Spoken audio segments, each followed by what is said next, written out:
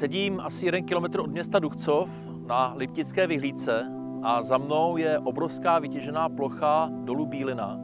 Na povrchu té plochy stávalo minimálně 6 vesnic a jedno městečko.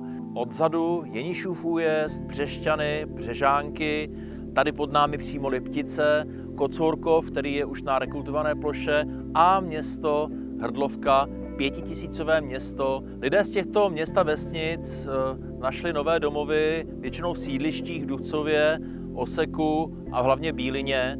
Tak je docela legitimní přemýšlet, jaké bohatství ta těžba tomuto regionu přinesla. Patříme mezi regiony, které nesou následky těžby, ale dá se s tím bojovat i humorem. Recesistická skupina Moře klidu tady vybudovala jakousi marínu, tedy přístav, který má evokovat to, že tady bude moře.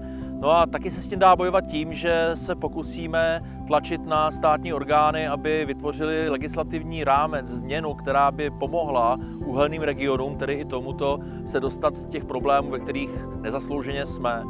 To není žádná nová aktivita, já bych jenom pokračoval v aktivitě mých přátel, senátorů Krska a Rabase, jednoho z Ústecka, druhého z Chomutovska, kteří už dlouhou dobu i s pomocí spojenců tlačí na státní orgány tak, aby jsme tu startovací pozici měli trošku blíž těm ostatním regionům.